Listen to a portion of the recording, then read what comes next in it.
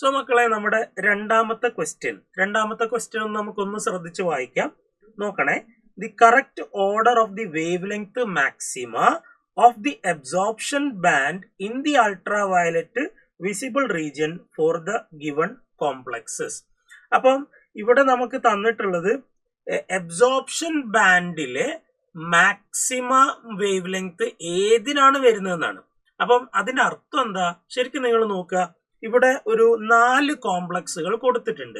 അപ്പൊ നിങ്ങൾ ആലോചിച്ച് നോക്കൂ, ഞാനിങ്ങനെ 4 കോംപ്ലക്സുകൾ 4 ജാറിലാക്കി വെച്ചിട്ടുണ്ട് എന്ന് വിചാരിക്കുക. എന്നിട്ട് അതിലൂടെ ലൈറ്റിനെ പാസ് ചെയ്യാണ്. അപ്പൊ ആ ലൈറ്റിനെ പാസ് ചെയ്യുമ്പം ഓരോ ജാറിലുള്ള കോംപ്ലക്സുകൾ എത്ര എനർജിയാണ് കൺസ്യൂം ചെയ്തത്, അതിന്റെ കറസ്പോണ്ടിങ് വേവ് ലെങ്ത് നമുക്ക് മെഷർ ചെയ്യാൻ പറ്റും. കാരണം നിങ്ങൾക്കറിയാലോ, എനർജി എന്ന് പറയുന്ന ലൈറ്റ് എനർജി എന്ന് പറയുന്നത് എന്താണ്? hc/λ ആണ്. അപ്പൊ ഏറ്റവും കൂടുതൽ എനർജി അബ്സോർബ് ചെയ്ത ആളുടെ ലാംഡ എന്തായിരിക്കും? ലാംഡ വളരെ കുറവായിരിക്കും. അപ്പൊ ഈ പ്രൊപ്പോർഷണൽ ടു 1/λ എന്ന് നമുക്കറിയാലോ.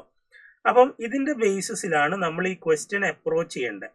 അപ്പൊ ഇവിടെ വേറൊന്നുമില്ല. അബ്സോർപ്ഷൻ ബാൻഡ് എന്നൊക്കെ പറഞ്ഞു തരുന്നത് നമ്മൾ അബ്സോർബ് ചെയ്ത ലൈറ്റിന്റെ വേവ് ലെങ്ത്തുകൾ നമ്മൾ എന്ത് ചെയ്യാണ്? ഒരു റെപ്രസെന്റേഷൻ ചെയ്ത് കഴിഞ്ഞാൽ അതിനെ നമ്മൾ പറയാണ് അബ്സോർപ്ഷൻ ബാൻഡ്. വേറെ ഒന്നും അതിലില്ല. ഇനി നോക്കണം, ഇവിടെ നമുക്ക് ഒരു കാര്യം മനസ്സിലായി. ഇവിടെ എത്ര എനർജിയാണ് ഓരോ കോമ്പൗണ്ടും കൺസ്യൂം ചെയ്യുന്നത് എന്നുള്ളതാണ് നമ്മളുടെ ഇവിടുത്തെ വിഷയം. അപ്പൊ എന്തിനാണ് ഈ കോമ്പൗണ്ടുകൾ എനർജി കൺസ്യൂം ചെയ്യുന്നത്? ഉറപ്പായിട്ടും അതിന് ഹയർ എനർജി ഷെല്ലിലേക്ക് അല്ലെങ്കിൽ ഹയർ എനർജി ഓർബിറ്റലിലേക്ക് എക്സൈറ്റ് ചെയ്യാൻ വേണ്ടിയിട്ടാണ്. അപ്പൊ അങ്ങനെ ഒരു എക്സൈറ്റേഷൻ പോസിബിൾ ആവണമെങ്കിൽ നമ്മുടെ കൺസെപ്റ്റ് എവിടെയാണ് അതുമായിട്ട് കണക്ട് ചെയ്ത് നിൽക്കുന്നത് നമുക്കൊന്ന് നോക്കണം. അപ്പോഴാണ് നമ്മൾ നോക്കുന്ന സമയത്ത് നമുക്ക് മനസ്സിലാകുന്നത് ഇതിൽ ലിഗാൻഡുകൾ കൊടുത്തിട്ടുണ്ടല്ലോ കോംപ്ലക്സിൽ. അപ്പൊ നമുക്ക് നന്നായിട്ട് അറിയാം, ഇതൊരു ഒക്ടാഹെഡ്രൽ കോംപ്ലക്സുകളാണ് എല്ലാ ഓപ്ഷൻസിലും കൊടുത്തിട്ടുള്ളത്. ഒക്ടാഹെഡ്രൽ കോംപ്ലക്സ് ആണെങ്കിൽ ഉറപ്പായിട്ട് അവിടെ എന്തുണ്ടാവും? സ്പ്ലിറ്റിംഗ് നടന്നിട്ടുണ്ടാവും. അങ്ങനെ സ്പ്ലിറ്റിംഗ് നടന്നിട്ടുണ്ടെങ്കിൽ നമുക്കറിയാം എന്താണ് അവിടെ ഉണ്ടാവുക. നമുക്ക് മുകളിൽ ഒരു T2G സെറ്റ് ഓഫ് ഓർബിറ്റൽസും അതേപോലെ T2G സെറ്റ് ഓഫ് ഓർബിറ്റൽസ് മുകളിൽ ഉണ്ടാവും. അതേപോലെ EG സെറ്റ് ഓഫ് ഓർബിറ്റൽസ് എവിടെ ഉണ്ടാവും? നേരെ തിരിച്ച് T2G സെറ്റ് ഓഫ് ഓർബിറ്റൽസ് താഴെ ഉണ്ടാവും. അതേപോലെ EG set of orbitals മുകളിലുണ്ടാവും.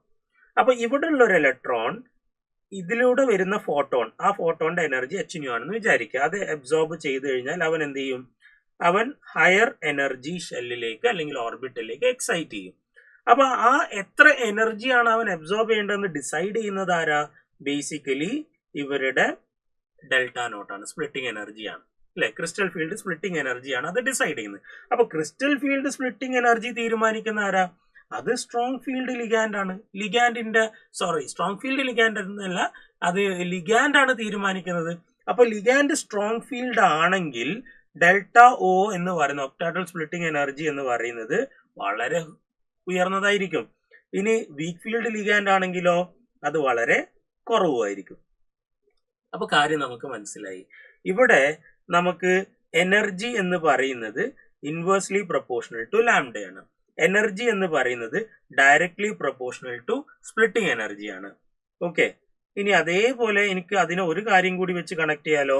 And this splitting energy is directly proportional to field strength of ligand ആണ് അല്ലേ? ഫീൽഡ് സ്ട്രെങ്ത് ഓഫ് ലിഗാൻഡ് ആണ് എന്ന് വെച്ചാൽ 1/λ is proportional to strong field ligand. And 1/λ അതായത് field strength എന്ന് കൊടുക്കാം. അപ്പൊ നമുക്ക് ഇങ്ങനെ കൊടുക്കാം, ഫീൽഡ് സ്ട്രെങ്ത് എന്ന് വെച്ചാൽ lambda is high for weak field ligand and lambda is low for strong field ligand. അപ്പോൾ lambda high if the ligand is weak field and lambda is low for strong field ligand.